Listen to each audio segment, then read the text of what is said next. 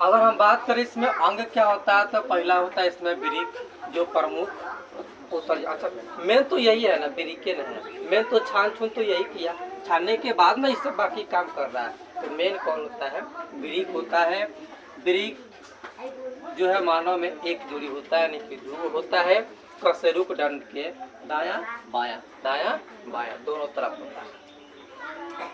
इसकी जो भीतरी जो नतोदर सतह होता है, नतोदर सतह यहाँ पर देखना, इसको कहते हैं नतोदर, नत उदर, यानी कि नीचे ऊपर, ठीक है, ऊपर ऊपर नीचे, ठीक है। और ये जो नतोदर सतह होता है, इसी से इसको जो है यहाँ पर हाइलम होता है। क्या होता है इसको? मतलब इसको हाइलम कहते हैं। क्या कहते हैं इसको? हाइलम कहते हैं। जो नतोदर सतह है उसको हाइलम कहते हैं।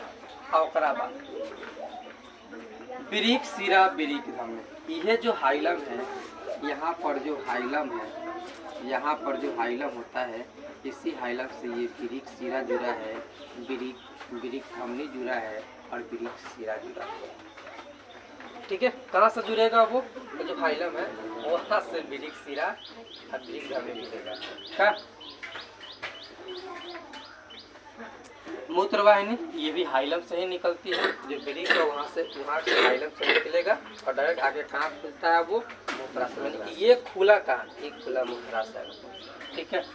जो मूत्राशय है वह नाशपाती के आकार का होता है। नाशपाती निकले, नाशपाती फलवा होता है ना, हाँ, उसी के आकार का होता है। इसका दीवार पतला होता है, लेकिन एक समझो कि एक थैली जैसा होता है। मांसल थैली, मांस का बना हुआ एक थैली होता है, इसी में मूत्र जमा होता है। फिर उसको आता है मूत्र मार्ग। तो मूत्र मार्ग जो होता है वो मूत्र कचरा को, जैसे यूरिया यूरिक अम्ल को अलग कर देता है। अच्छा, अलग कैसे करता है? तो इसमें कई कोशिका गुच्छ होता है, जो एक कप के आकार में एक नली द्वारा जुड़ी होती है, ठीक है। जहाँ छाना हुआ टॉयलेट इकट्ठा होता है वो कप में, ठीक है। फिर ये कहाँ जाता है? तो वृक्काणु में प्रवेश करता है। कहाँ प्रवेश करता है? वृक्काणु में। थोड़ा हमने कहा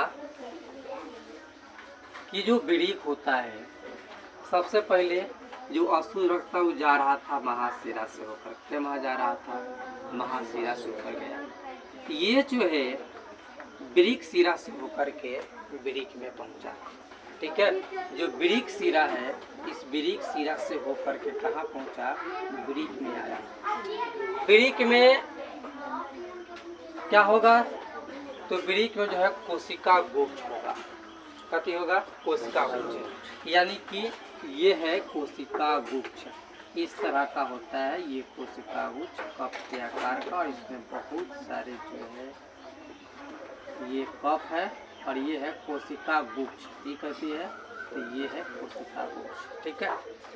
अब इस कोशिका गुच्छ में आएगा तो यहाँ पर किसका किसका अवशोषण हो जाएगा? जो नाइट्रोजनी पदार्थ है अशुद्ध रक्त। कौन चीज? रक्त में जो नाइट्रोजनी पदार्थ है, जैसे कि यूरिया हो गया, यूरिक अम्ल हो गया, यहाँ पर इस छान लेता है। क्या करता है? ये छान लिया। कौन छान लिया? कोशिका गुच्छ उसको छान लिया। अब जो छाना हुआ है वो कप में इकट्ठा हो गया। कहाँ पर इकट्ठा हो गया? कप में इकट्ठा हो गया। अब इस कप में से इस पाइप के रास्ते जो है ये धीरे धीरे धीरे धीरे, यानी कि ये है वृक्काणु। ये क्या है? वृक्काणु है। अब यहाँ से ये धीरे धीरे धीरे धीरे धीरे धीरे धीरे धीरे धीरे धीरे धीरे धीरे धीरे धीरे धीरे धीरे ऐसे आएगा, ठीक है। ये गुजरेगा उस रास्ते, और जैसे जैसे गुजरेगा तो यहाँ पर तो सिर्फ छान लिया था यूरिया यूरिक अम्ल को ना, जो नाइट्रोजनी पदार्थ था उसी को ना छाना हुआ था। बाकी इसमें ग्लूकोज भी है, एमिनो अम्ल भी है और लवण भी है। ये जैसे जैसे नीचे आता है वैसे वैसे ग्लूकोज का अवशोषण हो जाता है, लवण का अवशोषण हो जाता है, एमिनो अम्ल का अवशोषण हो जाता है। अब बच गया खराब चीज। अब क्या बच गया? खराब। इसमें भी कई सारे इसमें शाखाएं बनी होती है, ऐसे बहुत सारी इसमें से पाइप निकला हुआ होता है, ठीक है। ये धीरे धीरे आता है और क्या होता है? अब ये इसमें जितना जो उपयोगी पदार्थ था, चाहे एमिनो अम्ल हो, लवण हो या ग्लूकोज हो, उसका अवशोषण हो गया, ठीक है। अब वो क्या होगा, तो अब जो खराब जो बच गया, बेकार जो बच गया, अब वो इस नली में है बाहर निकलेगा, यही नली, ठीक है।